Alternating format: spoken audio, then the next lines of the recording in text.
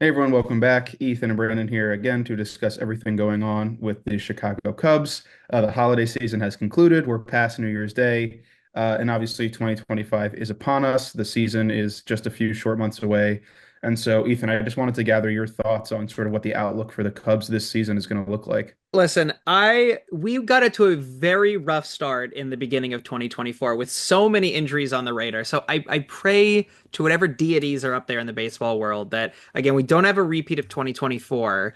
I think that, if you pay attention to the end of the 2024 season, we were very close. I mean, not getting to the World Series, but to the playoffs. So I think that, we were adding so many different players throughout the 2024 season, we had a lot of prospects come up to the plate. So I'm very excited to see now that we have some new guys on and they've had some time and, spring training is right around the corner. I'm very excited to see what 2025 looks like for the Cubs. I'm going to have to point out the boy Shota Imanaga because he came in literally right in the beginning of the season. He's had a whole season in the American League, in the American USA.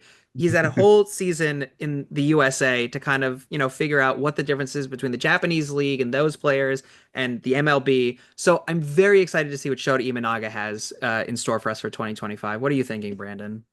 Yeah, I mean, the Cubs have had a pretty solid offseason thus far. They signed Matthew Boyd for the back end of their rotation. They obviously made the Kyle Tucker trade, which is the big move. Obviously, hopefully they can sign him to an extension, although I'm not holding my breath on that one.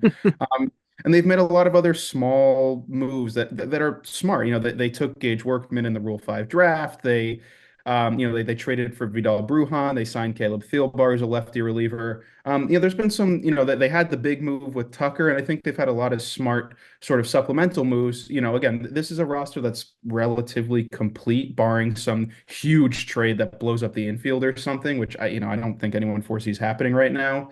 So I think that, again, they've finished 83 and 79 the last two seasons.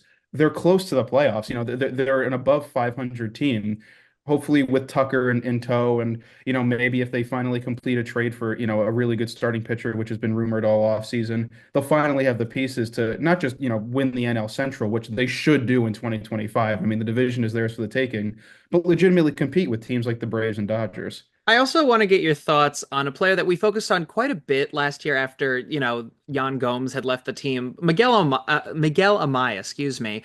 He had for the back half of 2024, he was our main star player when it came to being a catcher. What do you think 2025 is going to look like for him now that he's, again, he's right up there behind the not the pitcher's mound, excuse me, right up there behind the batter. Yeah.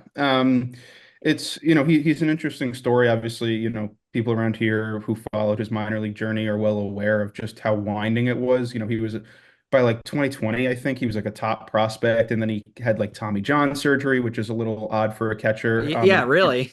He came back quickly, and he's been, he's just had this sort of winding road, and then he made a really strong impression when he first came up, and I think 2024 was definitely a bit of an up and down season for him. Obviously, the Cubs did sign Carson Kelly to a 2-year contract in free agency this year, so he'll sort of fill like the Yan Gomes older catcher mentor sort of role. I anticipate Kelly getting, a fair number of starts, the next couple seasons.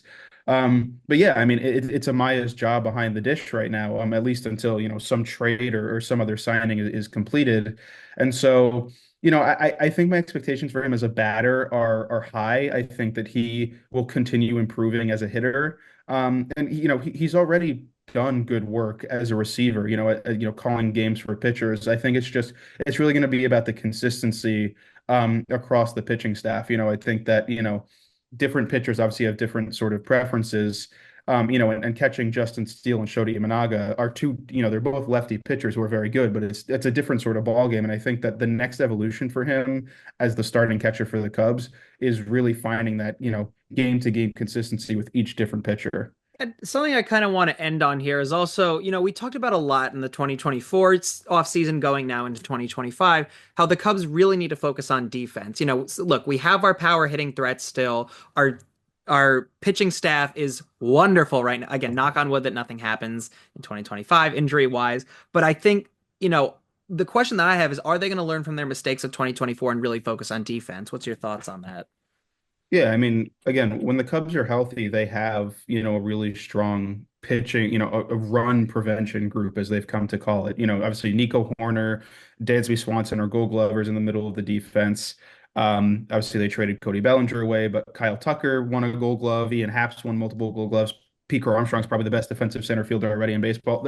There's a really strong unit there already in place. It's just, again, the injuries, the consistency. It's about making sure that, the players that are there are playing on an everyday basis. And again, just having that consistency of not just the pitchers on the mound, but the guys behind him in the field is really key. Obviously, the Cubs can't just wave a wand and say, oh, the team's going to be healthy in 2025. I'm sure they'd love to do that if they could.